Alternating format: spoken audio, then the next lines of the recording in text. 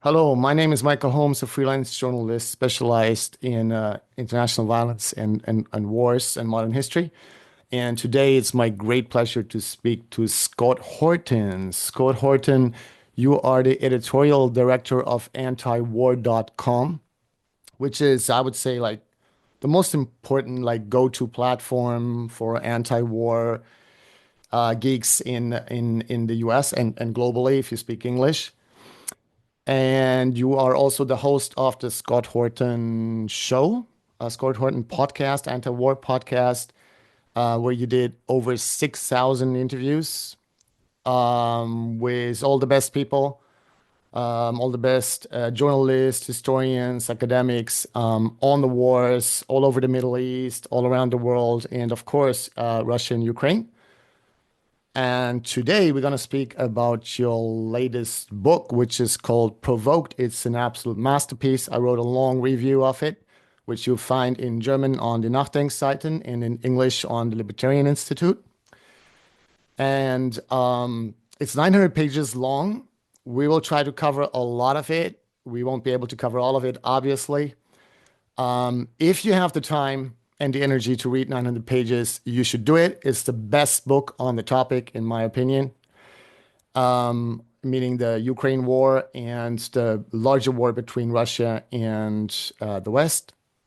And I would also like to mention that you are also the author of what I consider the best book on the wars in the Middle East, which is called Enough Already. I highly recommend it. We're not going to talk about it today. Maybe we can do it some other time, which is, Iraq, Afghanistan, Somalia, Syria, Palestine, Lebanon, Libya, all of that. Today, it is all about Ukraine and Russia. Get the book if this is your thing, and if you want to get a completely different perspective from what you get in most of the media in Germany and the US. So, welcome, Scott Horton. Thank you very much for having me, Michael. Good to be with you. All right, so let's start a bit with the present moment because I think our readers will be curious what you're saying, but then we'll have to go back all the time to the end of the last Cold War and how they started a new Cold War and why. Mm. But what are you saying? Like, is there some hope now for at least a comprehensive ceasefire, maybe even some peace deal? And what's your take at the present moment? Well, yeah, I'm trying to be hopeful, but there's reasons to be pessimistic. I mean, the best thing that we have going for us right now is that President Donald Trump is clearly sincere in wanting to end the war. He ran on that, and unlike a lot of things, clearly he meant that. Clearly, he was frustrated that he felt that Joe Biden had stolen the election from him and then ruined everything. And that this would have never happened on his watch, which I think is right for a lot of reasons. But so he, I think, was just determined to reverse the problem here, and as much of a possibly just as a show of his superiority to Joe Biden as a president. Um, but he's always sought better relations with Russia, which is part of why they framed him for treason last time around. So he wants to have a peace deal here. The problem is, from his perspective, I mean, if it was my perspective, I don't care. I say just quit the whole thing, come home, let the Europeans and the Russians negotiate it, whatever. I don't care what happens. Um, Right. but that's not the world we live in. Um, so his position is one where he has to try to negotiate an end to the war where at worst it's kind of time out where we are now, not have to give concessions of territory that the Russians have not yet taken or anything like that, right? Yeah. But the Ukrainian and the entire Western side, they're in a position of weakness here. The Russians rule the battlefield from north to south. And as the recent intelligence um, assessment that they just released says quite correctly, the momentum is with them. Um, the Ukrainians have put up a hell of a fight, but they're losing and they have no hope of turning the tide here. There's no magic weapons system that's going to change that for them. And the American army and the rest of the European armies aren't coming. which is what it would take to really reverse it, would be to drop the 82nd Airborne in there and send the U.S. Navy in there and this kind of thing. There's just no way in the world we're doing that. And Joe Biden himself already ruled that out. There's no way in the world we're doing that. Lead right to war between NATO and the Russian Federation. So we'll support Ukraine, but not more than that. Well, that'll only get you so far. So in other words, Donald Trump has very few cards to play. He can make promises to Russia that he'll lift sanctions and that he will try to normalize relations with Russia. He can promise them those positives, but he can't really threaten them with anything. He just said in his recent quote, well, if they don't god dang start cooperating, he said he was mad because Putin said, well, Zelensky's an illegitimate leader. How am I supposed to deal with him? He wasn't even elected, which is just, throwing a poison pill in the negotiations. He could change his mind about that and accept Zelensky's signature tomorrow if he wanted to, but he's just essentially playing harder ball there. And Trump reacted against that, said he was pissed off about it, and that he said, oh, yeah, well, maybe I'll just add new sanctions. Well, come on, Joe Biden already tried that. What more sanctions did Joe Biden have left on the table that he didn't try to use already? And if there are some still, what difference is it going to make? Not much. And so the Russians are having their way, and there are a couple of potentially, and I don't watch, Russian media all day and whatever. I don't know exactly how they talk about this, but I think I see some, and look, what the Russian media says doesn't necessarily represent exactly what the president wants, but they could still still could take the cities of Kharkiv and the oblast of Kharkiv. That's their name for province, basically. And same for Odessa, which is the jewel of the Black Sea on the far side of Crimea there. And if they keep pushing, they could take it. They'd face a pretty stiff insurgency there, I think, but they could take the city of Odessa and leave what's left of Ukraine as this landlocked, little area dominated by Lviv, and screw them, take back all of historic Russia there. And the so-called land bridge all the way to Transnistria, which is the strip of land on the western side of the Dnieper River, which marks the western border of Ukraine with Moldova, and which is sort of this breakaway province under Russian protection now. So that's always been the threat, right? That the Russians are going to keep going and going now. And at this point, I'm sure that there would be a lot of pressure on Putin to actually keep going and not negotiate if they're, so close. I don't know exactly how close, but again, time is on their side here. So if they keep going, they could take Odessa and Kharkiv. And then so he's going to have a lot of pressure to his right, saying you can't quit now, right? All the Paul Wolfowitzes of Russia saying, no, you got to go all the way to Baghdad, So he may very well listen to them and keep the war going, which would be a real catastrophe because it would make a chump out of Donald Trump that he said he could end this thing and he can't, and he can't even stem the Russians' appetite as they take more and more territory. And then, so what position does that put Trump in? Look at what he already did. He said, I'm angry, and reacted, right? Or threatened to react is his first instinct. He doesn't have much else anywhere to go, right? But so that could be a absolute catastrophe, right? If Donald Trump is the last best hope of America having a peaceful relationship with Russia going forward, and we're too far into this war for the Russians to turn back now.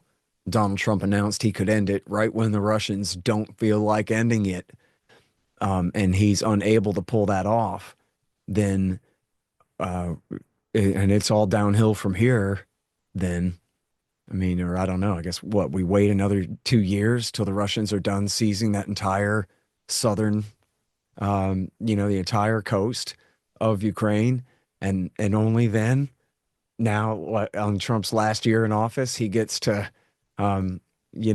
try to save face and say, oh yeah, this is what we always wanted, and now we're buddies again. Then it wouldn't work nearly as well.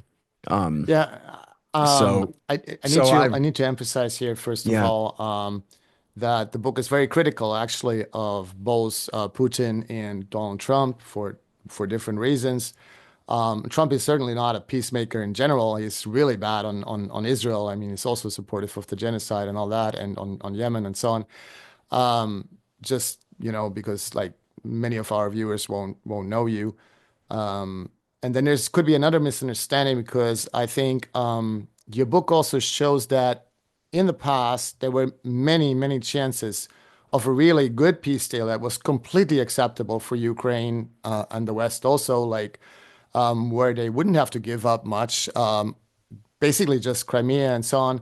And we'll get to that in a second. It's just like now, I mean, like you, I've always been in favor of making a peace deal, but now I'm just sort of like, well, what can you do? Let's be prudent. That's, now it's a matter of fact thing. Like Putin has 20% of the territory and he will insist on keeping that.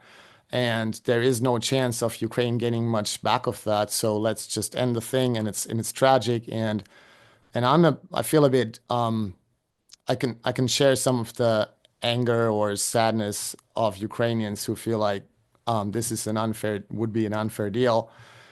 But in the past, like basically, there were much better deals on the table from Putin, and that is one of the many things you show in the book. But let's start from the beginning. It is often like our position, like the peace camp, is often just characterized ironically often, oh, you're just saying like it's all about NATO expansion and so on. So first of all, it's often like people people who don't pay attention to this and don't understand international relations that much, it's hard to grasp why NATO expansion should be such a big problem for Russia because it sounds like a boring bureaucratic thing, like, well, NATO is expanding to the east. Why? It's a defensive alliance, and why do they pretend? Because then they claim that they just pretend to be worried about it. Um, so one misunderstanding is that it's just like a bureaucratic thing, and what's the big deal about it? And the other thing is, it is so much more than just NATO expansion. I mean, NATO expansion is about, I think, 200 pages in your book, something like that, which is 900 pages long. I try to explain to people the reason why Russia invaded was NATO expansion plus, plus, plus. It was like NATO enlargement, extra enlargement, extra enlargement. There were like color revolutions. There were all the wars, illegal wars that actually violated all the laws of the so-called liberal international order and that were surrounding Russia. There were all the broken arms treaties and peace treaties, and there was all the meddling of the West in Ukraine and in Georgia and in Syria and so many other countries. So I think we do have to start with NATO expansion, and I hope we can get into some of the other issues that are closely related to it, but it's so much more. It's 900 pages full of facts. Many of them I didn't know, even so I pay close attention to the issue for many years. But so about NATO expansion, first thing is, why does that matter so much? Why are the Russians worried about it, and especially about NATO expanding to Ukraine and Georgia? Mhm. Well, first of all, I mean, the way you characterize it in maybe just the average listener's mind that like, well, who cares? It's just some kind of bureaucratic thing. I think there are a lot of the Americans involved in it who really kind of think of it that same way, where NATO is just this fancy cocktail party circuit, Mm, right? And more fancy people get to go and dress up nice and go to some fancy thing at some mansion at night or whatever. And that's the life that they live as high level bureaucrats and NATOcrats, right? As part of this thing. Um, and, hobnobbing with foreign ministers and such, and guys in nice tuxedos playing pianos and people pouring champagne around and whatever. And then, and what else does it mean to them than that? That is literally the role that it plays in their life, right? yeah. Is there's a big new NATO conference. We're all going to sit around and then we're going to go to a fancy party afterwards or whatever. Like that's how they live. That's how they conceive of it. And that's often how they speak of it, right? And then when it comes to seriousness, they say, well, look, we're just spreading stability, right? This is America's security umbrella. Of course, everyone wants to be under it. Nobody messes with America. And so, well, except our own Islamist mercenaries, when they blow back against us sometimes, but otherwise nobody's going to mess with us.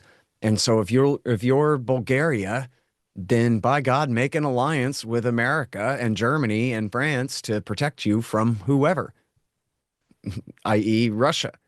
Um, Mm. and so, who's menaced Eastern Europe over these decades and centuries? The Russians.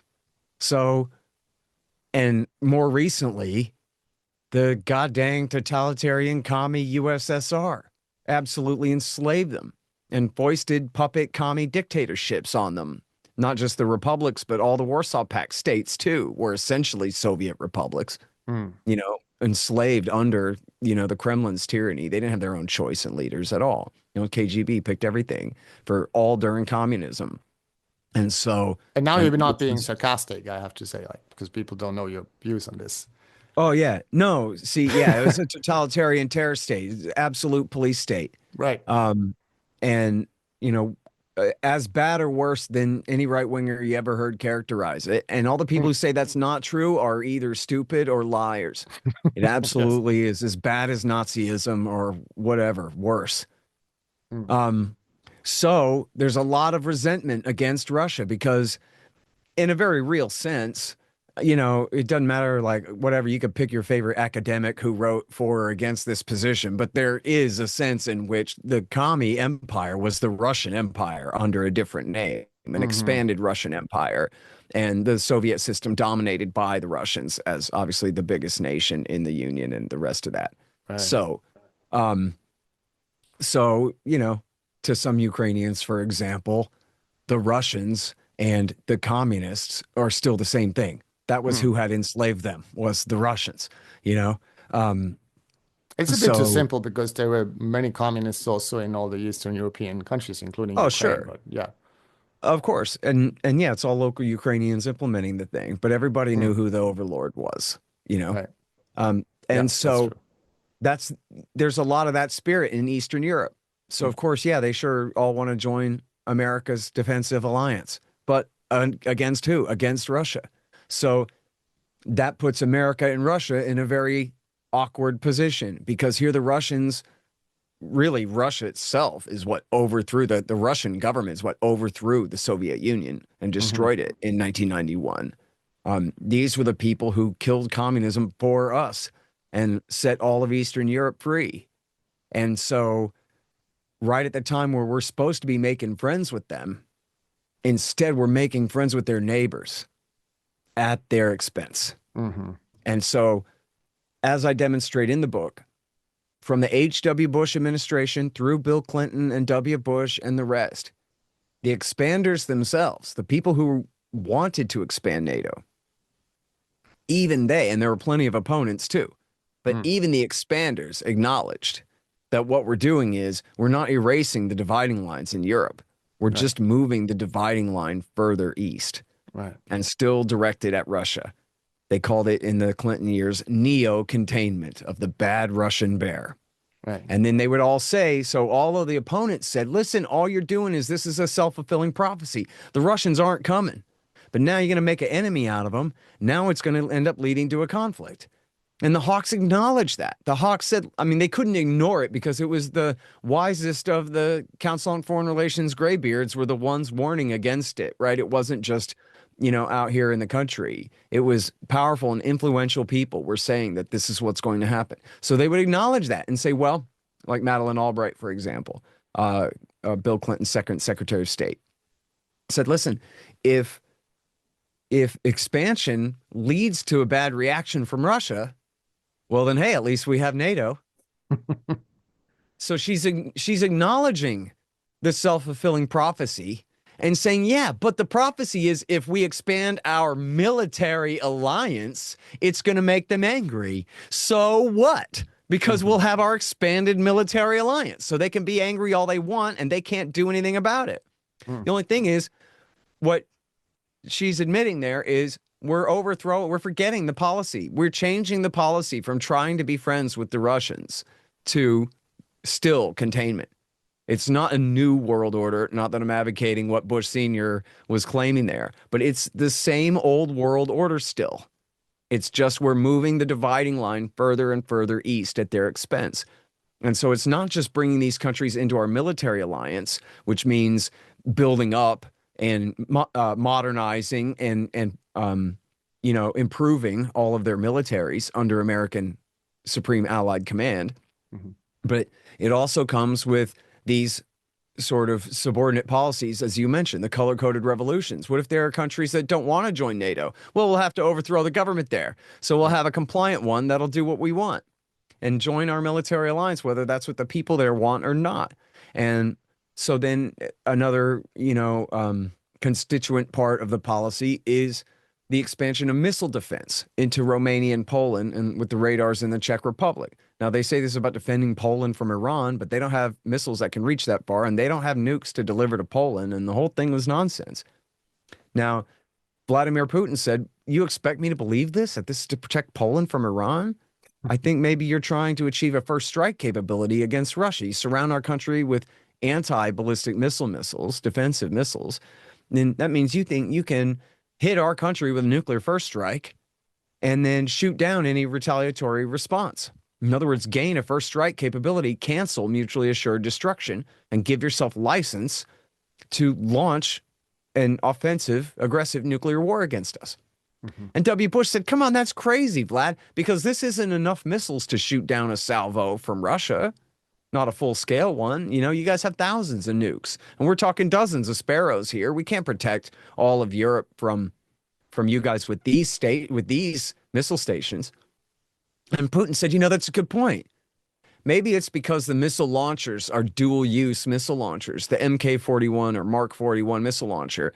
You can fire not just a Sparrow anti-ballistic missile from one of those, but you can fire Tomahawk cruise missiles that can be tipped with hydrogen bombs. And now that would have been against the INF Treaty, but the INF Treaty no longer exists. And they wouldn't let the Russians have an inspection regime. All you needed to do is have some captain sit there on a bar stool and make sure nobody's putting Tomahawk cruise missiles into the launcher, and then it's fine, right? They could have done that, and they were advised to do that as early as 2004. If you guys are going ahead with this thing, you have to set up an inspection regime with the Russians where you have a Russian officer there who can verify you're not putting Tomahawk cruise missiles into these launchers. Because from the Russian point of view, they have to be concerned about that. And again, the attitude was, well, screw them. What are they going to do if we don't? Yeah, that's what I thought. And just absolutely, you just see over and over through. And they admit it themselves. And their friends criticize each other for it and whatever. Is essentially just acting like a bully and routinely saying, you know what I mean? Like, it's exactly the kind of thing you hear the bully on the playground at school say. They always accuse the Russians of being the bully. But yeah, right. What are you going to do about it? That's the Americans talking the whole time. William Perry, who had been Bill Clinton's Secretary of Defense, he had opposed NATO expansion and later took responsibility and apparently really felt terrible that he did not absolutely make this the fight of his life and the fight of his career to stop this policy in its tracks, because he knew it was going to cause a problem with the Russians. And he said, look, I'm sorry, but frankly, Budapest and Warsaw are not as important as Moscow is. And we have friends in Moscow now. We should, if we're going to expand NATO, you know what we should do? We should bring the Russians in first. Then it won't matter if we bring in the Eastern European nations. Then everyone will understand this isn't an alliance pointed at Russia or pointed at anyone. And in fact, part of how they got the Russians to acquiesce to a lot of this expansion in the first place, and continuing of NATO and its expansion, was by promising that actually what we're going to do is we're going to change NATO into a political organization. We're going to be more like the EU plus the United States, something like that, and we're going to replace it as a security organization with the CSCE, now known as the OSCE, which had existed already, and which all these countries were already members of, including Russia, was already a member of it. And they said, we're going to use this. And then in the Clinton years, they came up with a scam called the Partnership for Peace, which still exists, but it always basically was just a halfway house for NATO expansion, is what it was, to begin the normalization process to bring countries into NATO. But what they told Yeltsin at the time was, no, we're going to replace NATO with this, and you're going to be a member of it, and Ukraine's going to be a member of it, and we're all going to be members of it. because there is no enemy. So what do we need an alliance for? Mm. What we need is a security architecture where we can all work together on European problems and solve them without fighting. And that was what obviously makes much more sense. If you're not going to be a non-interventionist, at least don't be a jerk and a bad sport and pick a fight when you know that's what you're doing. But instead, they didn't do that. Instead, they made those promises to get the Russians to get out of their way, to get them to send, okay, go ahead signals to Eastern European countries like Poland and the others. And then only to realize too late that they've been played for suckers. And then, of course, they call it a defensive alliance as though just saying that makes it true. And yet, only 3 weeks after they inducted their first 3 new members, Poland, Hungary, and the Czech Republic in the spring of 1999, just 3 weeks later, they launched their first aggressive war against Serbia to break off its province Kosovo in violation of every law under the sun, and including all of their own. I was going to ask you about these wars, but because there were a couple of them that were very important for Russia and that really showed Russia how aggressive the West was, not just NATO, the US also. And but first, I also want to point out that you actually show that first Gorbachev, then Yeltsin, and then Putin at the beginning were open-minded about all kinds of ideas, how to build this, this common European house, as they often called it, or just any kind of security architecture that would involve Russia and anyone else, like including Poland and the Baltics and Ukraine and Georgia, just a security architecture where Russia was part of it. And they even, this is really funny, and they meant it. You show that Gorbachev, Yeltsin, and Putin all said they all suggested that Russia could join NATO. And their reaction was simply to say, that must be a joke. Come on, they're not serious about that. But you showed they were sort of serious about it. I mean, they probably didn't expect it to happen, but they were basically saying, we don't care how we're gonna all get along, but we want to get along. But you need to also respect our security interests and our concerns and our national sovereignty, and you're not doing that. But maybe we should get... And they were serious about it. Yeah. At one point, Putin had gone through the proper channels like you're supposed to, and there was a working group in Brussels that was already coming together to work on the process for bringing Russia in. And the Americans found out about it and freaked out and put an end to it. Yeah. And as I show in the book, they had decided, I think in the Clinton years, I don't know exactly how it was in the H.W. Bush. I think, well, certainly James Baker had begun, Bush's Secretary of State, had begun the tradition of just ignoring the Russians when they would bring up joining NATO. They would go, well, maybe we will join NATO. And he would go, let's talk about the ruble or whatever, right? And just change the subject on them. And then by the Clinton years, it seemed like they had decided there must have been a memorandum. When they bring this up, just change the subject. Just ignore them. We don't want to be a jerk about it and tell them no. And we don't want to insult them by telling them, well, get in line behind Bulgaria, but we'll see about, maybe. So just ignore them.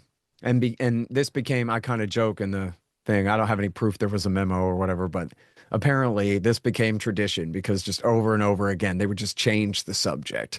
And even into W. Bush's presidency, his Secretary of State, Colin Powell, when Putin asked to join in July of 2001, Powell just changed the subject. If you read a book by Russia hawks, and some of them are quite factual and they're one-sided, but there's a lot of truth in them. And they say look, there were the wars in Chechnya, there was the wars in Yugoslavia, the war in Georgia and in Syria, and now Ukraine. And there's the pattern. Here you have this aggressive, imperialist, expansionist Russia under Vladimir Putin. I'm starting before him, but escalating. And that's the picture they paint. If you read one of these books, it sounds very convincing. And in a way it is, because Russia did commit war crimes in all these countries and some ways have a quite aggressive foreign policy.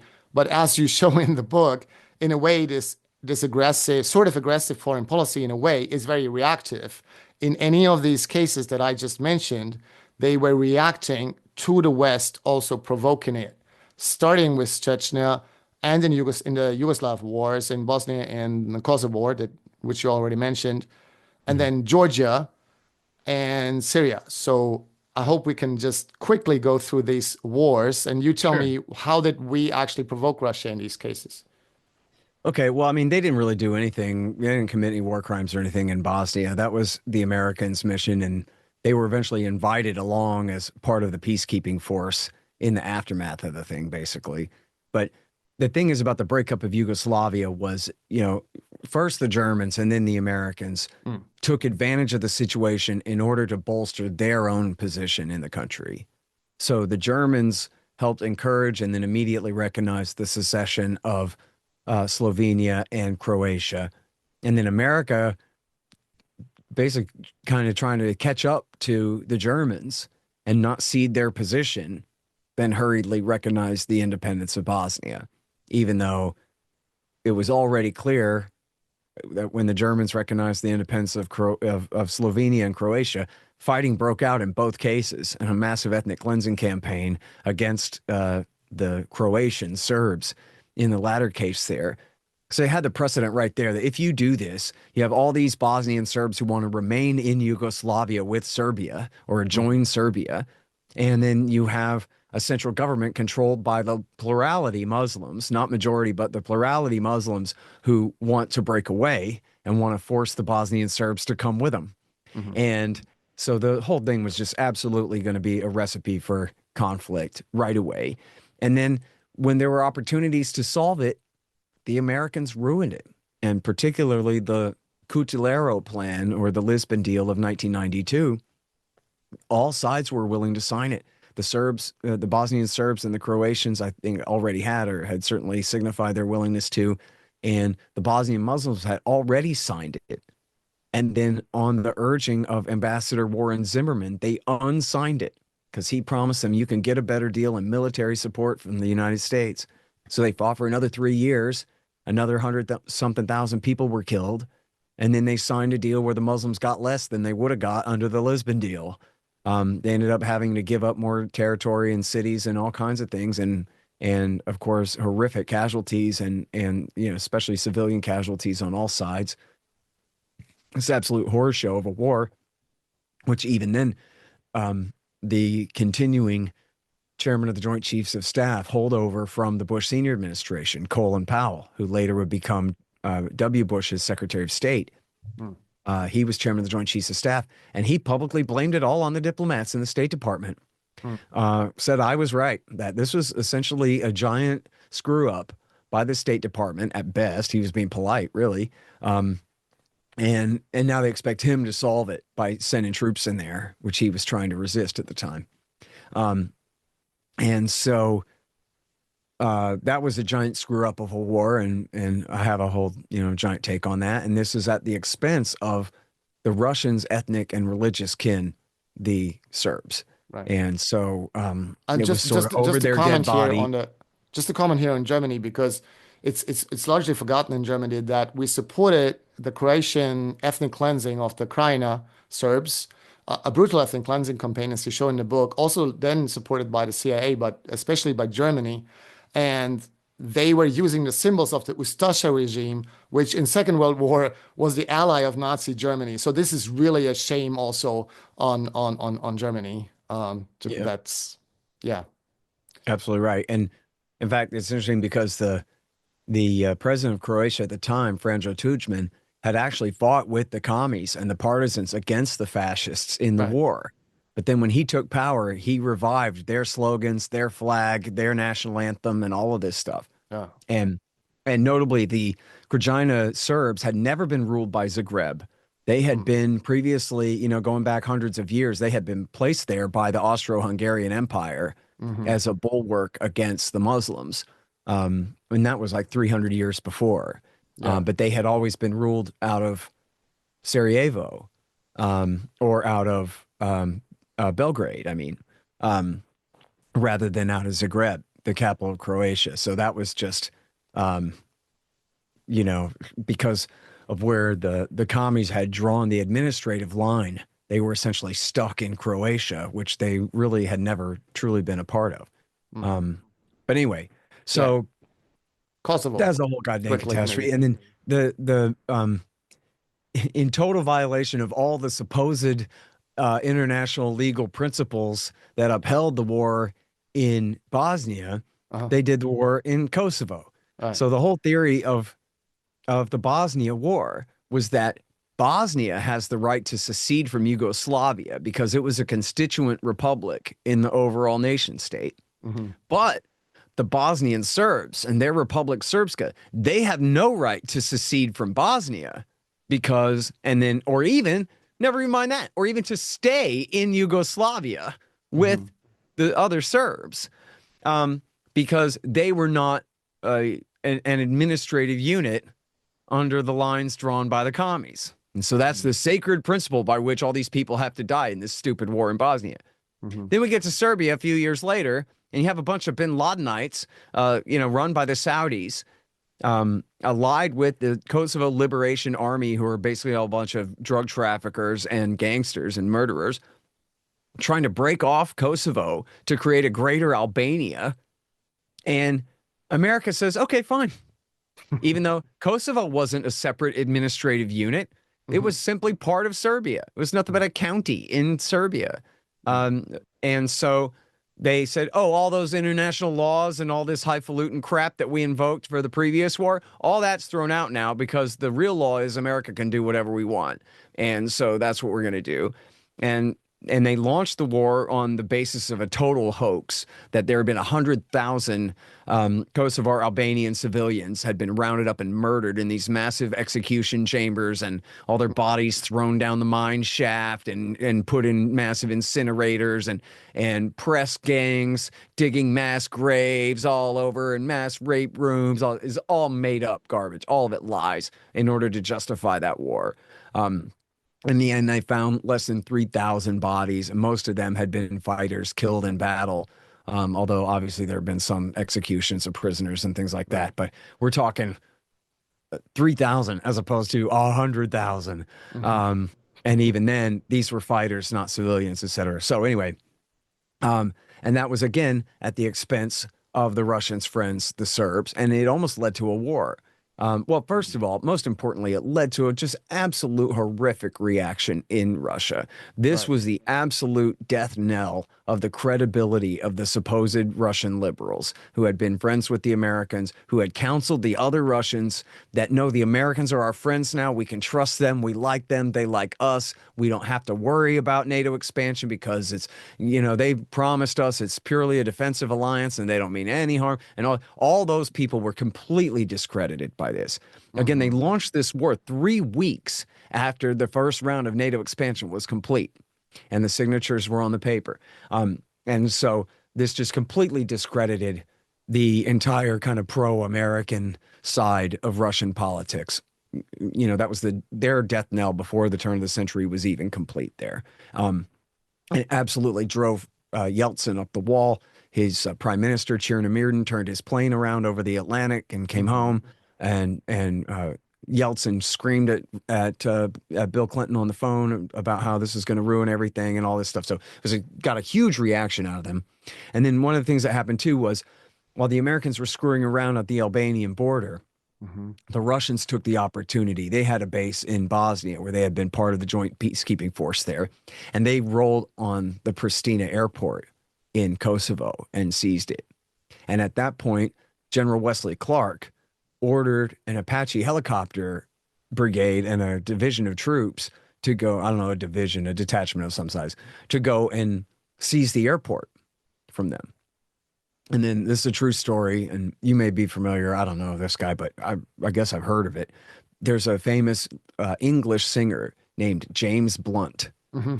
And he was at that time a colonel in the British Army on the ground there, or maybe a lieutenant colonel.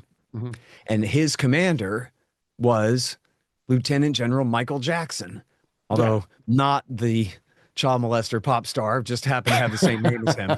I don't know if but that's the other guy, proven, Blunt, yeah. was not just the same name. It was really Blunt, the famous singer, the later famous singer, was the guy on the ground.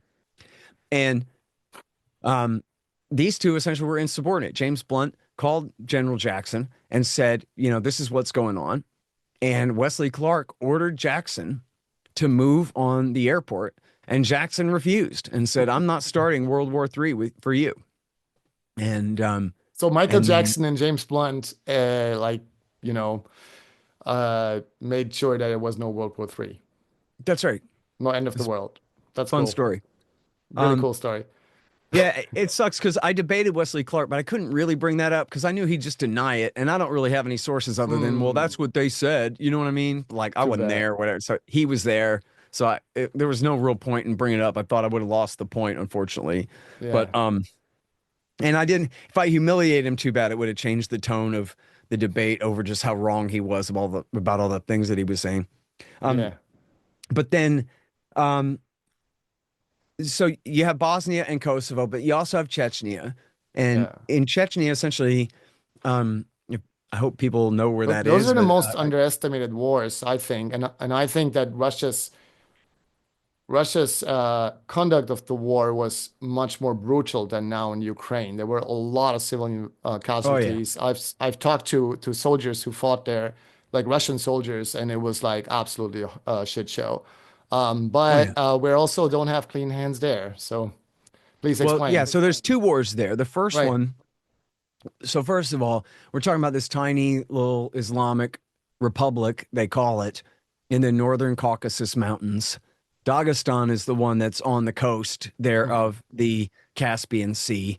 And click Right. one to the left there, that's Chechnya. One to the west, and then there's Ingushetia and the rest. I forget all their names. It's hard to ever remember them all. All these little tiny North Caucasian, uh, little subunits, little states in the Russian Federation. And when the Soviet Union broke apart, Georgia and Azerbaijan and everybody south of the mountains, they got to go free. Armenia, um, but they drew the line at the Northern Caucasus. Mhm. So we're not going to allow these states to break away. Well, the Chechens really wanted to break away. They had a terrible history with the Russians going back hundreds of years, and especially with Joseph Stalin, had considered them all disloyal and had deported, I think it was 500,000 or a million. I forget how many. It was a huge number of them.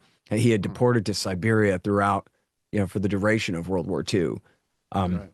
and they had come home. There was so much resentment against Russian power there. And so they declared independence almost immediately after the fall of the Soviet Union. And the new Russian government was too weak to do anything about it. So, things kind of simmered there until 1994 was when the war really broke out. And, and you had bin Ladenites, guys who had fought for the secret war against the Soviet Union in Afghanistan, were then sent on to Bosnia, to Kosovo, and to Chechnya. And in this case, in Chechnya, they were there, starting from the beginning of the war in 1994, although they came to play a more dominant role later on. And essentially, what had happened was after a couple of major successful terrorist attacks, the Russian government went to the table and negotiated with them. And General Lebed, who did the negotiation, later said that they had credibly threatened to attack Russian nuclear power plants. And Mhm. that was the threat that finally drove them to the table, that they didn't think that they had the ability to prevent it. So they just said, hell, we better make a deal with them now. So that had ended the 1994, 1996 war, um, on kind of a unsettled, a shaky basis, right? A ceasefire, but not a permanent peace type basis. And then later, the Mujahideen became more powerful and they launched the war again in 1999. Now, Wait everybody a second. says, But this first Chechen war, I think there was some support from the West. I think from yes, Britain America also and the supported US. Russia. Yeah, America supported Russia in the first war. Hmm.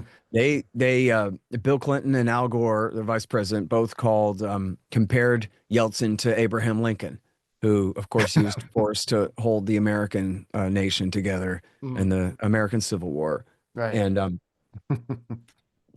gave them billions of dollars in support and maybe even helped them assassinate some of the rebel leaders and so forth. Mm. But then by 1999, Yeah. they had decided that what was more important was playing the pipeline game in the Caucasus. Mm. And part of preventing the Russians from reactivating an old pipeline, rebuilding and activating an old Soviet pipeline through there was to keep the war going. So we get all the oil out of the Caspian Basin and we prevent the Russians from sticking their straw in there. And to that end, they used the Mujahideen and they worked with the British and the Saudis again. And and Azerbaijan as well to support the Mujahideen against the Russians there. And these are actual, literal bin Ladenites, not just that they're Islamists and head choppers and suicide bombers, but they literally, their leaders had literally gone to Afghanistan to pledge loyalty to bin Laden and train in his camps with their men and all of that. And of course, you know, Chechen membership in Al Qaeda is legendary, right? Well, that's the connection. Their leader, their top leader was a guy named Al Khattab, and then who was a Saudi, and then his right hand man was a Chechen named I just had on the tip of my tongue, Khattab, and Basiev was his right hand man, and these guys were just bin Ladenites, nothing but, and they led, you know, a massive terrorist campaign inside Russia, and Putin always gets the blame for these apartment bombings, because most people didn't know anything about the background. They just knew that some buildings had been blown up. And then there was one suspicious thing was the police had caught some FSB agents red-handed planting supposedly explosives in an apartment building where someone had called the cops on them and they got caught. Right hand not knowing what the left hand is doing kind of thing. And then the Russians' excuse was no, that we were just training, and it was absurd that we were going to blow up our own building. It was just a training exercise, and those were fake explosives. Now, it's not really 100% conclusive either way, but part of the story that the Americans almost always, when they talk about, and other Westerners, when they talk about this, that they leave out is that the Chechens had invaded Dagestan a couple of weeks before and had taken over 3 villages, and the Russians were bombing the crap out of those 3 villages. And then you had Dagestani jihadists who took credit for the apartment bombings. And you had Basiev, you know, all but essentially took credit for it and said it was the Dagestanis, but part of his same group, you know, or his same network of Islamist fighters in that war. And he said what, you know, my friend, the great military expert William Bupert will tell you, that Newton's third law is a stone cold MFer, man. And that this is what happens. This is exactly what he said was when you kill our women and children, then we kill yours. How do you like that? It's payback, eye for an eye, this and that. And there's a guy named Michael Ware, I believe. Maybe it's not Michael. It's definitely Ware. W-A-R-E is his last name, who's an expert on Dagestan, who also thought that it was the Dagestanis who had done it. And I show in the book was significant doubt cast on the idea that Putin had done it. Although it is worth mentioning that there was a lot of double dealing going on in Chechnya, and there's an important Russian oligarch named Boris Berezovsky who had been involved in a lot of kidnapping for ransom schemes and all of this. The Moscow police always thought he was playing a double game and that these many of these terrorists worked for him. And so, you know, I don't know that this is credible, but one point of view on it was George Soros said he didn't think Putin did it. He thought that Berezovsky did it. And that he did it, one, to help boost Putin, because Putin was supposed to be his guy, that he absolutely was involved in putting into power at that time. But two, to then also compromise Putin, that this is how I made you, and so now you're my guy, and this kind of thing, by doing it that way. So there, you know, it's definitely questionable. The politics there are murky enough, and it certainly was used to bolster Putin's new position as prime minister, first as new head of FSB and then prime minister, that he successfully prosecuted that war. And then, of course, at the end of 1999, on New Year's Eve, Yeltsin resigned and appointed Putin to replace him. And then he won the election with a little bit of ballot box stuffing too, 3 months later. So it did seem that there was a scheme to, you know, put him in there. It was the so-called family, the crime family of the Yeltsin regime, led by Boris Berezovsky, who plotted to install Putin in power there. So is it completely beyond the idea that there would be some double agents who would do something like that because a crisis is good for the state, the rally around the flag effect or whatever?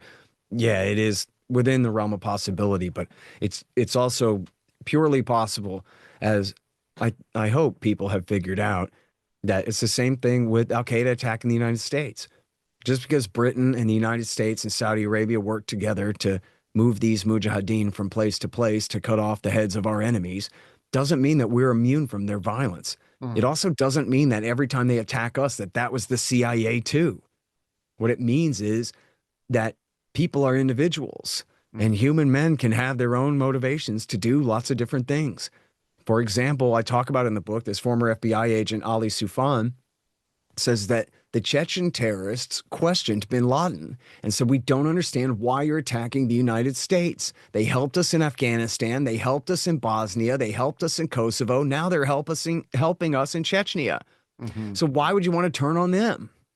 And it was because they didn't understand that he had this broader vision that said, what he really cares about is not Chechens. What he really cares about is Arabs. And what he really cares about is, Sunni Arabstan over there under, Saudi dominance in the Middle East, that they be compliant with his wishes instead of a bunch of apostate sellout type sock puppet kingdoms, which is what they are under the control of the United States.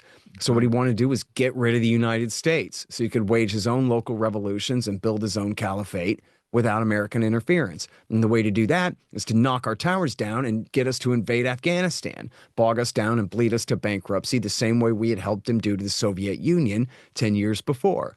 And so that was all that he was trying to do, was replicate that same failure, which he did. He thought it would take 10 years. It took 20. And America's not completely bankrupt and withdrawn in the fashion that the Soviet Union withdrew in 1989. But at least he got his Afghan war. Hope he's happy. But his problem was that America was bombing Iraq from bases in Saudi Arabia. And America was supporting all of the GCC emirs and sultans and dictators and El Presidentes and so forth, and that we're supporting the Israelis and their merciless violence against the Palestinians and the Lebanese and their takeover of all historic Palestine for Greater Israel. And he was saying that, essentially, you Chechens don't understand, right? He has this broader vision for war with the United States that yes, in the short term was contradictory to their goal of keeping America's money flowing to their side of the fight. But he cared more about his larger policy. Now, the irony, of course, is that the American government apparently didn't really give a damn about September 11th because George W. Bush, even though he fought the war in Iraq for Iran's best friends, he did that because he's a stupid idiot. Well, he did it on purpose, but he thought that America would have dominance over the Iraqi Shiites rather than Iran would. And that's because he's a stupid idiot. And he listened to a bunch of stupid idiot neocons who were all serving Israel at the time, telling him that this is going to be great. And it wasn't great. It ruined everything. So by 2006, Bush launched a project called the Redirection. And everyone should read Seymour Hersh in the New Yorker from March 2007, The Redirection, and all of his articles that he wrote that year, Preparing the Battlefield and the Iran Plans and a couple others. Right. And they're all about how America had decided that, oops, we screwed up by putting Iran, our regional rival, not that they knocked our towers down, they're our regional rival. We put their guys in power in Baghdad. So now we have to take them down a peg in Damascus. And so to that end, he was backing a group called Fatah al-Islam in Lebanon to fight against Hezbollah. He started backing the Syrian Muslim Brotherhood. It was literally Elizabeth Cheney, Vice President Cheney's daughter. Some of our viewers at this moment may be a bit confused because we need to get back to Russia, but now we're getting to This is all Syria. about Russia. Yeah, this is all about Russia. Yeah. It was literally Elizabeth Cheney, Vice President Cheney's daughter, ran something called ISOG, the Iraq-Syria organization group, whatever, I'm sorry. And her job was backing the Muslim Brotherhood in Syria.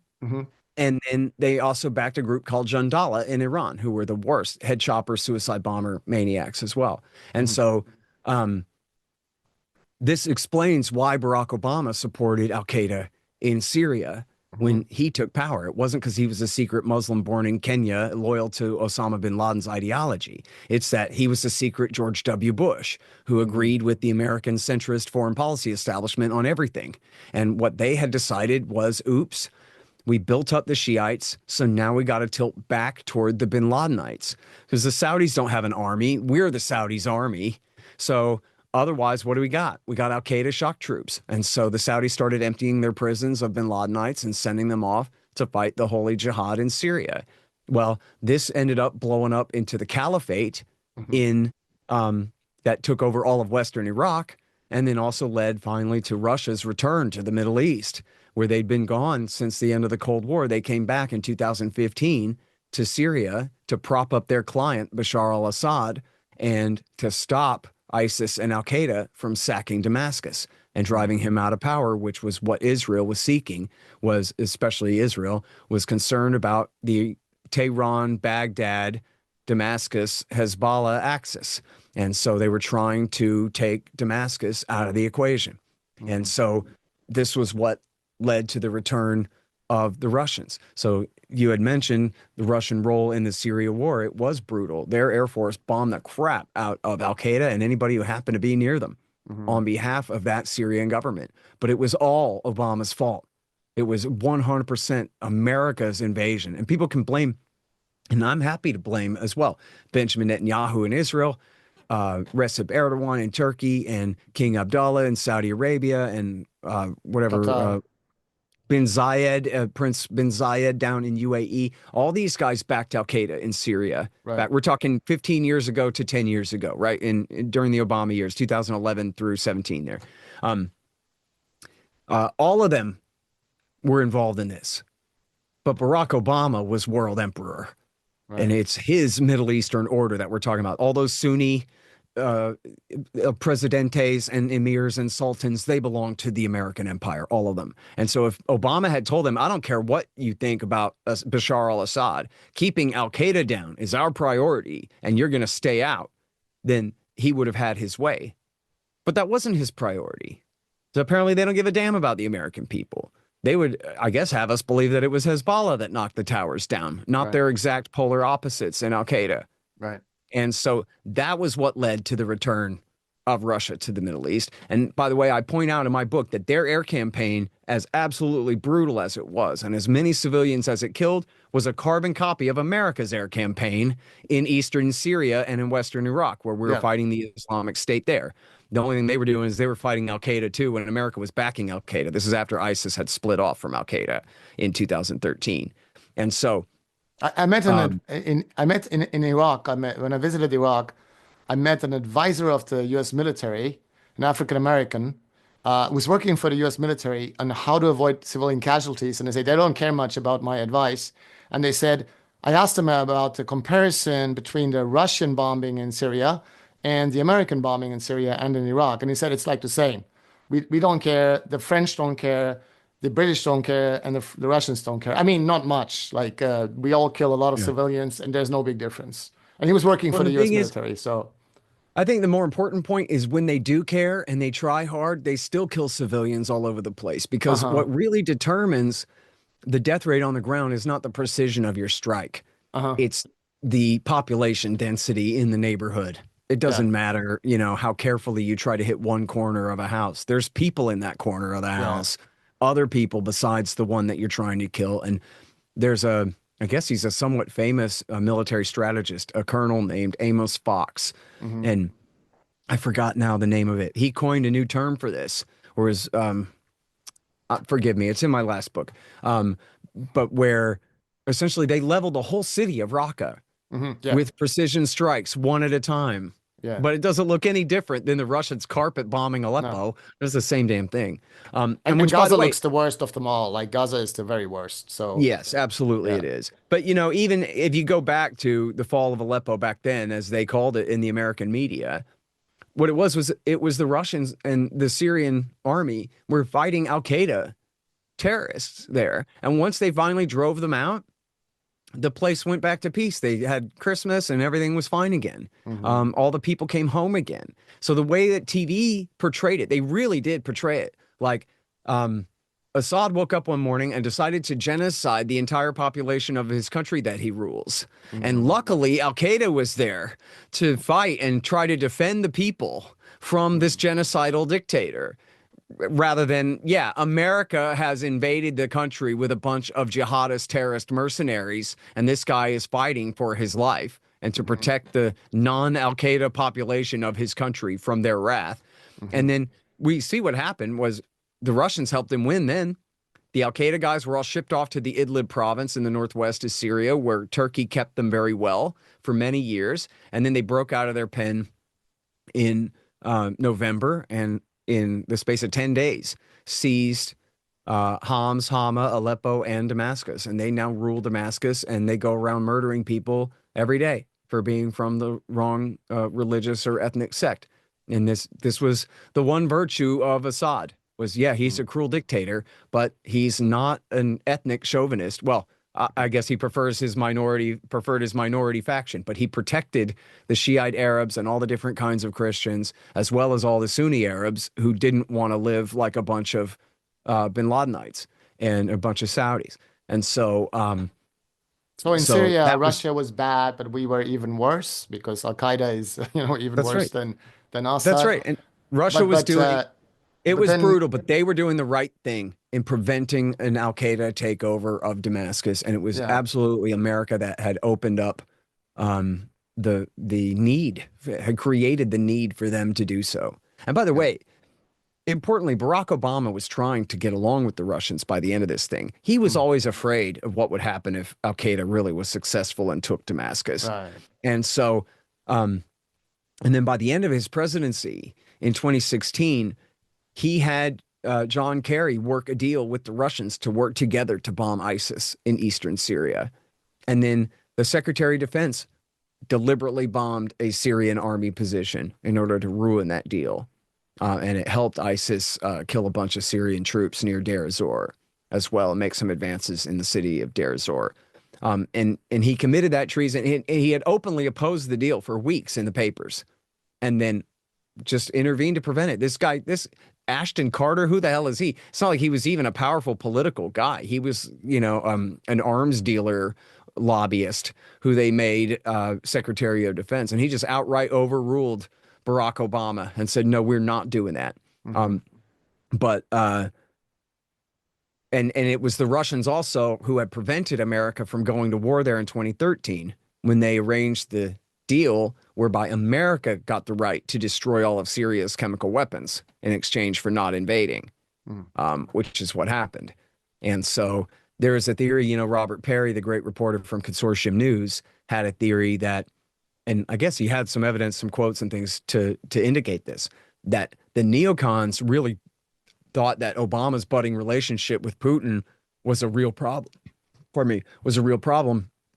And they wanted to move to prevent it, and that this was one of their real reasons for their heavy-handed intervention in Ukraine in 2013 and 14, was in order to prevent America from getting along too well with Russia, to sabotage this trust that was building between Obama and Putin at that time, and which may be true. I don't know how much authority Obama chose to really exercise over his Ukraine policy. It seems like he just let Joe Biden and Nuland and Victoria Nuland, that is Robert Kagan's wife, and others just run away with the thing, which I guess goes back to the color-coded coups. But you had mentioned the wars there, and that was the Russian role in Syria. And by the way, there were jihadists from Kosovo and from Chechnya who came to Syria to fight.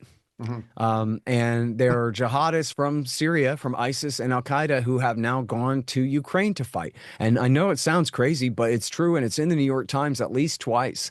And I have all different citations in the book where you have bin Ladenites traveled from Syria to Ukraine, where the nationalist right-wing Ukrainian military forces are perfectly happy to embed with them because they all want one thing: to kill Russians. And so why go fight in Syria when we got another battlefield where there's Russians to kill closer to home? And so you have all these Chechens and Georgians and others who are going to Ukraine to fight in the war, in the current war, including ISIS guys, right? Including, suicide bomber types. And that was why when the Russians accused Ukraine of being behind the Moscow theater attack, the more recent one, because it wasn't a theater, it was like a auditorium, right? The big music thing, venue. When he blamed that on the Ukrainians, it was like, maybe. I don't know the real truth of who sent those guys there, but it didn't sound as crazy if you knew a little something about it than if you Mhm. just heard that at first blush. You'd be like, what is he talking about? But yeah, no, there's plenty of cooperation there, has been for years. Yeah, by the way, because we're talking about war crimes of Russia and also in Ukraine, I visited Bucha 2 years ago, and it was just being rebuilt. And like the main streets there are just, you can see it was like a battle zone. And I talked to locals, they were very angry at Russia. They were all claiming that committed like war crimes there. But nobody even talked about genocide or anything. Most parts of the city were intact. And I mean, it was a brutal fight, and people were angry about Russia, what Russia did there.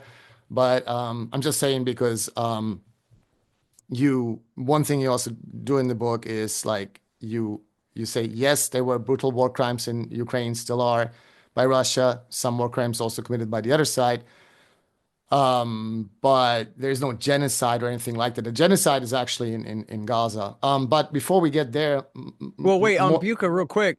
I mean, the yeah. point there is, first of all, as I show in the book, I don't find much fault at all with the New York Times and the PBS frontline investigations of what happened there. I think that Mm, they're essentially correct that the Russians said they just drew an invisible line and said anybody who crosses this line, we kill them because we're not letting anybody come in. And so, but nobody mm. had any warning of that. So you just had kind of this steady trickle of civilians, including a woman on a bike and others Oh who come wow. riding down this street and then just get Huh. completely blown away by the Russians who have Yeah. these orders that nobody's to get past this line here. And so they killed, at least a couple of dozen people that way. And Yeah. then there were prisoners who were bound and shot, especially up and down this one main drag, um, where the numbers totaled in the high tens, Yeah. right? Not hundreds, not Yeah. thousands. And then the Those are total still number of horrible war people crimes. killed. I didn't mean to play them down or Sure. whatever. Yeah, yeah. No, I mean, look, if you take one individual who, a civilian, and put him up against the wall and shoot him in the head, then Yeah. yeah, that's a crime as big as anything. Right. But I'm just saying the reporting here was that the Russians had led some extermination campaign to murder all the Mm. people of Bucha. And I Yeah. think it's important what you bring up. There was a fake massacre. The Rachek massacre was one of the excuses for launching the Kosovo Hmm. War. It was totally fake. They just took the Albanian Kosovars and took a few guys who'd been killed in a firefight, like 10 guys who'd been killed in a firefight, and threw them in a ditch and said, oh, look, they were lined up and shot, which wasn't even true. But it was like 10 guys. And Bill Clinton goes, oh my God, it's a casus belli.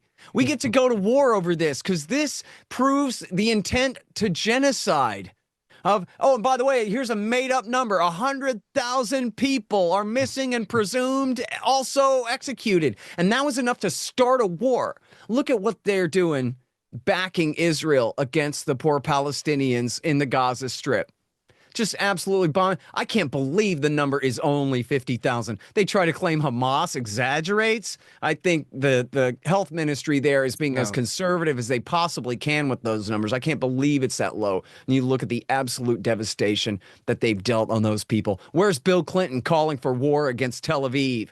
Because they Right. would dare to commit these atrocities against these people. It just goes to show how absolutely hollow their excuses for their violence are. As though the Americans give a good goddamn what happens to the people of Bucha or Buca or whatever. They don't Yeah. care how to say it Gaza either, makes right? all our arguments easier to make now because people don't trust the U.S. empire anymore. Yeah, why would Anybody they? who was a And look, brain. and so what really happened, the vast majority of those casualties were actually inflicted by the Ukrainians, and they admitted it. And I have all the footnotes in the book because Hmm. what it is there's kind of this narrow corridor from Bucha to Kiev. It's kind Hmm. of this northern suburb. Yeah. And Very as the close. Russian tanks were coming through this corridor, the Ukrainians just absolutely unleashed artillery against them. Right. But it's just dumb artillery. And they blasted all houses up and down the main drag there where they Yeah. were coming down this street.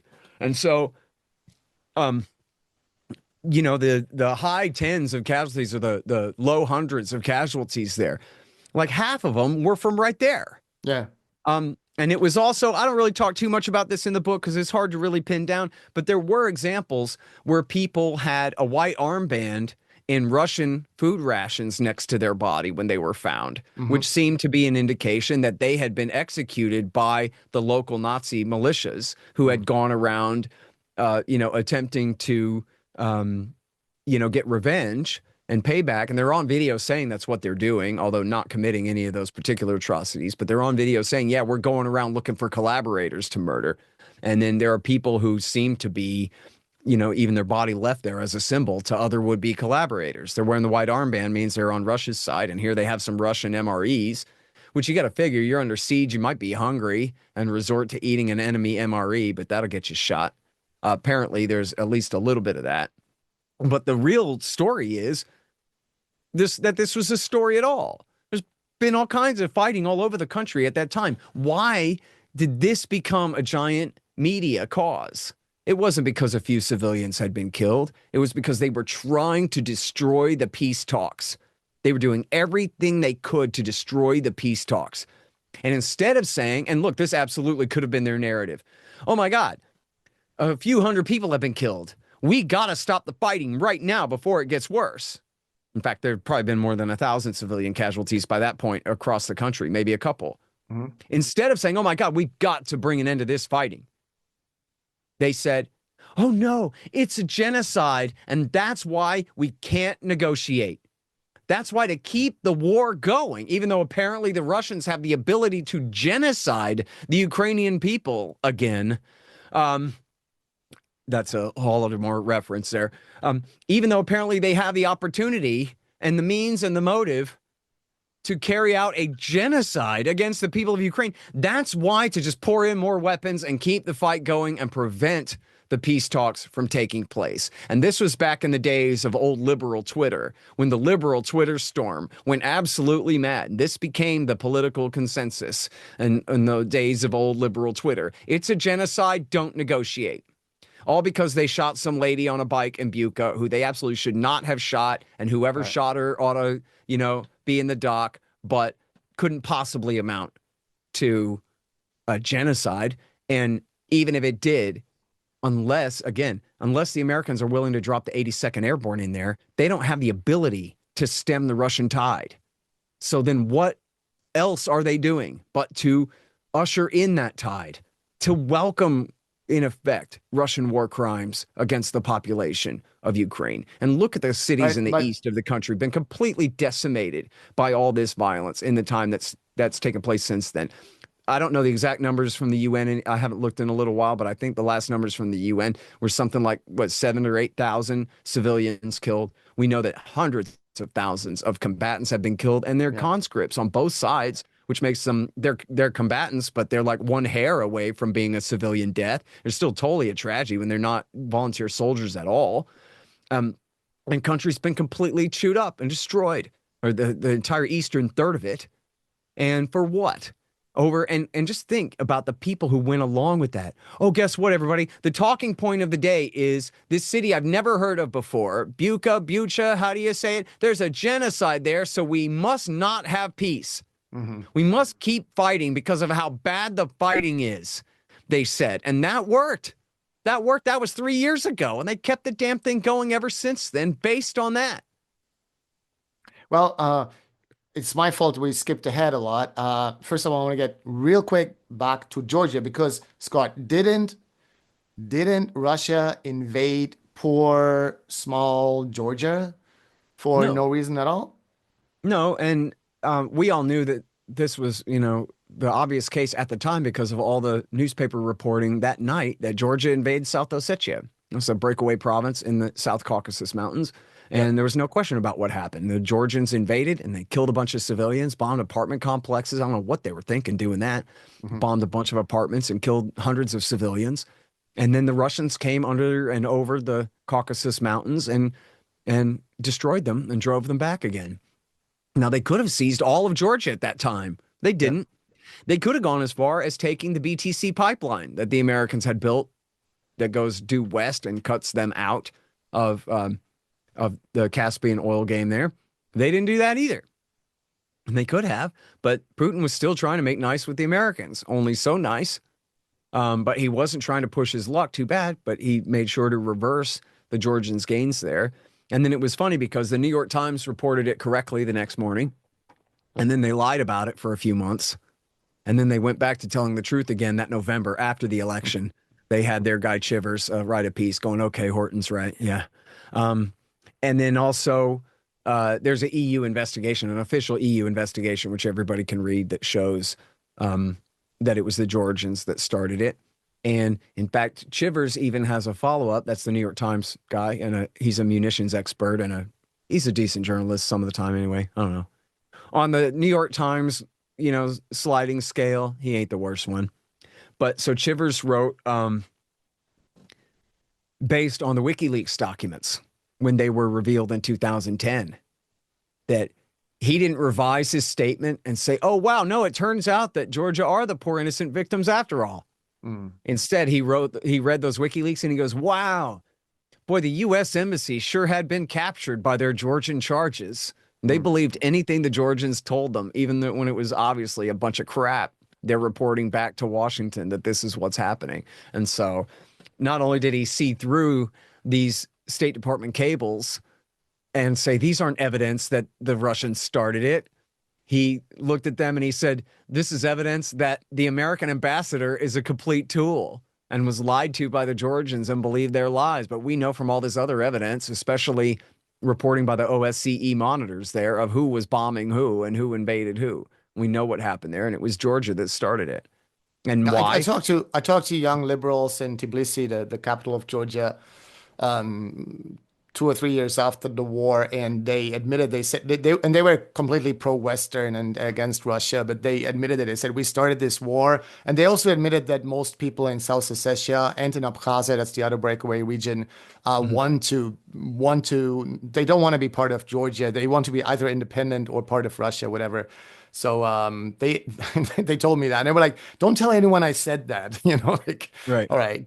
But when they did that, look, he launched the war because Bush promised to bring Georgia into NATO. And we'll get back to Ukraine in a sec if you want. But in the Bucharest Declaration, Bush said, look, someday we're bringing Georgia into NATO. He didn't give them an exact membership action plan because the Germans prevented that. But he did say that this is going to happen someday. But one of the things is you can't join NATO if you have an unsettled border dispute.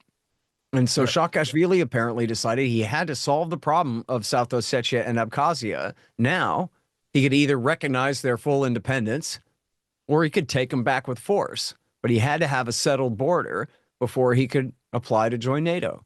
And so he thought, well, now's my chance, I guess, to take them back. And I guess he had begun to move on Abkhazia, but quickly abandoned that after South Ossetia did not go well. And importantly, Dick Cheney advised Bush to launch missile strikes at the Roki Tunnel under the Caucasus Mountains, where the Russians were sending armored divisions across for the war. And Cheney was advising the beginning of World War III right then. But Bush and Stephen Hadley said, yeah, right, no way, we're not doing it, and didn't. We could have gotten into a war right there. And Saakashvili, the president of Georgia at the time, had been installed in the Rose Revolution putsch of 2003. And then he had been encouraged. He had sent troops, I guess, to Afghanistan and Iraq. He'd been encouraged by the Americans who had been training and building up his military and giving him sort of informal assurances of support. And so I don't know that this is proven, but I think that it's logical that he believed that America would have his back if he started the war. And then he found out that, no, we didn't. Bush allowed him to bring some troops home from Iraq as like a symbolic show of support, but he wasn't going to intervene any more than that. So it was an absolutely foolish thing for him to do. And so what you also discuss in the book is the color revolutions, which is really great. You talk about Serbia, Kyrgyzstan, all the stans, I think, right? Like they either supported color revolutions in all the stans, like, I mean, Turkmenistan, Uzbekistan, Kazakhstan, and so on, or like brutal dictatorships, like or usually like both. And also in Belarus, there was a lot of meddling from the West. And you do show that often what they brought to power was not more democratic or liberal at all. Sometimes it was worse. Sometimes maybe a little better, but no big difference. And So you talk about that. We don't have so much time, unfortunately, for that. But what is important, they also did that in Russia and in Ukraine itself. Like Hmm. in Russia, they heavily interfered in the country, like supporting the Yeltsin regime, supporting the IMF shock therapy, which absolutely devastated the economy. Um, and then in Ukraine, of course, they supported first the Orange Revolution and then the famous Maidan Revolution. I think we only have the time to start there. Like, what do you think? Shall we continue with the Maidan Revolution, or Yeah. do you Well, want to comment on any of the other topics I sure. mentioned? It's all in a book and it's great. Like the shock therapy in Russia completely devastated the economy. Like I think 3 million excess deaths, according to an expert estimate in Russia by the Yeltsin regime, supported by the West. And yeah, Orange Revolution, interesting story. What do you Sure. think? Well, yeah. I mean, on the shock therapy, I like talking about. I think it's important because the typical narrative is that it was too much capitalism too fast. Hmm. It's in the name, shock therapy. And they thought that by forcing the Soviets to convert to American style capitalism, that everything would be great. And instead, it was a total disaster. Hmm. But really, that's not true. And I show that the real problem there was that they didn't send real ideological capitalists to do the thing. And the real economists in the world are the Austrian school. Everybody else is some kind of communist crank who doesn't know anything. And so the Chicago school, for example, they're a bunch of paper money fanatics and interest rate manipulators. And, I think they're good on trade protectionism and stuff, but they got their flaws. But at least they are sincere in their real belief in and their understanding of why capitalism works and why it's so important to have and all that. But who went to Russia? It wasn't the Austrian school or the Chicago school even. It was Harvard. It was a bunch of Bill Clintonites that went, a bunch of damned liberal Democrats. I know in Europe, liberal means libertarian, free market, but around here, liberal means essentially a half-ass socialist, the Hmm. worst kind of like the Labor Party types. You send the Labor Party to go teach the Russians about capitalism? Oh, crap. That was essentially what happened, right? Neoliberals, they call them. So, so they're not really socialists, Hmm. but they don't really understand capitalism or care about it. So instead of saying what Russia needs is a strict rule of law enforcing property rights and contracts, and they need hard money. Hmm. That's the basis of capitalism right there. Instead of that, they got what? They just got a bunch of crony big business crap. What we'll do is we'll give this company to this guy, and we'll give this company to this guy, and we'll give a giant subsidy to this guy to get a bunch of vouchers and buy up this company and what. And it was all ad hoc. It was all a bunch of people with power picking winners and losers and rigging these auctions with these fake vouchers so that essentially instead of privatizing all of the wealth into the people's hands, letting the economy shake out the bad investments and the zombie companies and replace them with functional ones, they just handed the whole economy over to 7 gangsters. Hmm. And I mean gangsters, criminals, just guys who had no interest in really running these businesses at all, but in simply running them into the ground, liquidating all of their capital stock, and then spending all the money on coke and whores, Hmm. having a good time, partying in London and Tel Aviv and New York and Paris.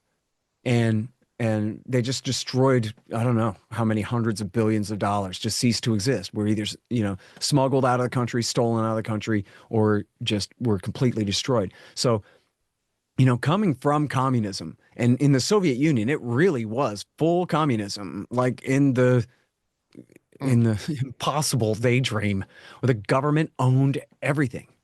So they still had companies and prices, sorta, because even Lenin abandoned trying to not have money and prices by 1920. That wasn't working. People were starving to death by the millions. So they still had to have sort of this approximate economy, approximate capitalist economy within communism, where they had companies and prices and exchanges and all this, but none of it worked. I mean, they would go through the Sears Roebuck catalog trying to reverse engineer what the capital goods must have cost if the retail good cost this much in US dollars, right? And they're just making this stuff up.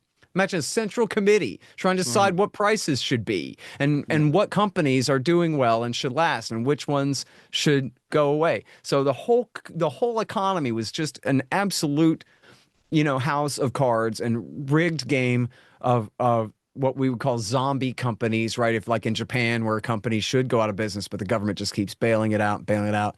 Think like Boeing, for example, in America, something like that.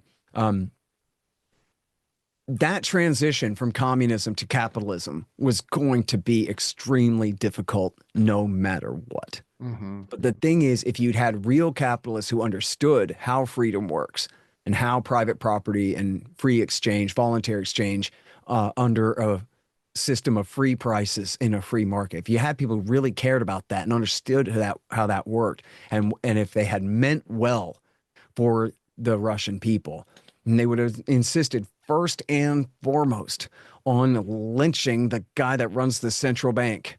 No more of him. The guy won't stop printing money, and he was a communist left over from the old regime. Why is he still running the central bank, printing money all day? Somebody stop him. Then the IMF insisted that all the former Soviet republics stay on the ruble. Yeah, but they're all independent countries now, and they all have their own independent central banks. And what do? They all inflate. We better print more money if we're going to afford these rising prices, right? So they all inflate, and they just completely destroy the currency and destroy the savings of anyone who had denominated their savings in Russian currency. And they just made an absolute hash of it. They just destroyed it. And they caused ultimate resentment by the Russian people against the United States for doing so, because the common conception was that this was deliberate.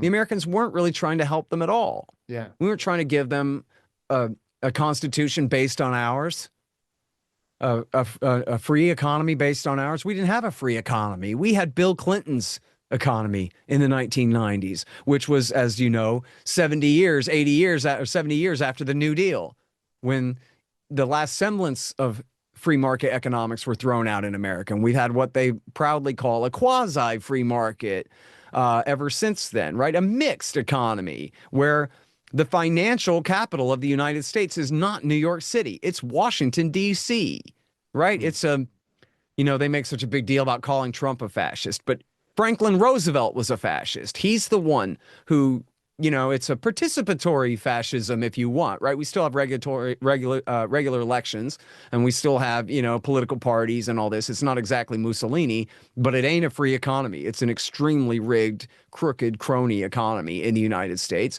And you had people who thought that was the American way were the ones trying to export that to Russia. In fact, I learned, it's hearsay, but I like it. It's a great anecdote I heard recently.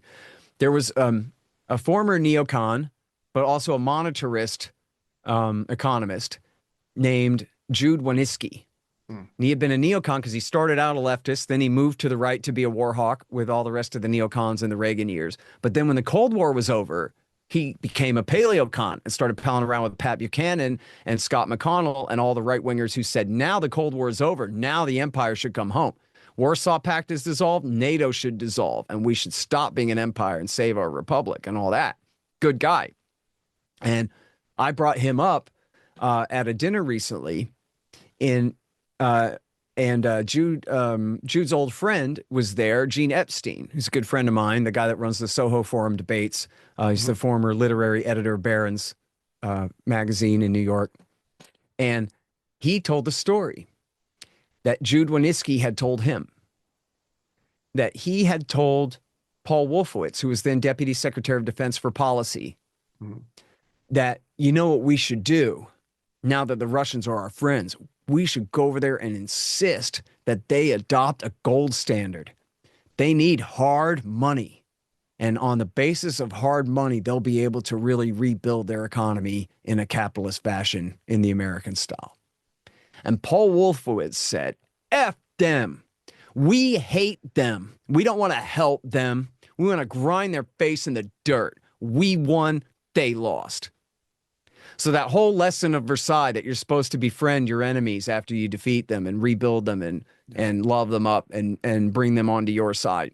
It was Wolfowitz, one of the major ringleaders of the neoconservative faction in the United States, who said nuts to that. That's the last thing in the world we want to do, is help them. And Uh, so that was essentially the spirit of the time. That was Paul Wolfowitz, still in the George Bush senior years.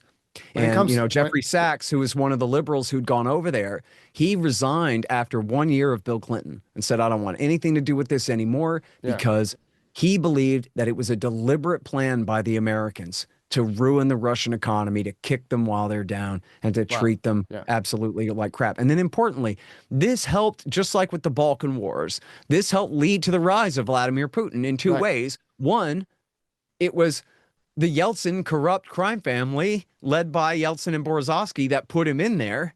But two, there was such nationalist resentment against the previous scheme that once he got in there, he was able to say, no, now I'm a right-wing nationalist Russian patriotic strongman, and now I take the power for myself, and I marginalize and persecute these oligarchs who get out of line and all this. And he had the support of the Russian people to act as a strongman in order to give them justice compared to what the Americans and their cronies had been doing to them up until that time. So it was one, where he came from, but it's two, how he made his success as a politician in Russia was by putting an end to that corruption. Now, by the way, I should be clear about this. Put an end to that corruption. He kept many of the same oligarchs. right, Roman yes, Abramovich is still his good buddy to this yeah, day. And there are many other oligarchs who decided to stay loyal to Putin and stay out of politics and stay within his strictures. And they are still extremely powerful in the country. So I'm not saying he created a libertarian utopia there, but I'm saying what he did do was he overthrew the corruption of that, again, the corruption that gave rise to his presidency, where he came from, and that had just absolutely destroyed the Russian economy. And then, of course, when W. Bush invaded Iraq, he doubled the price of oil overnight. And that was really what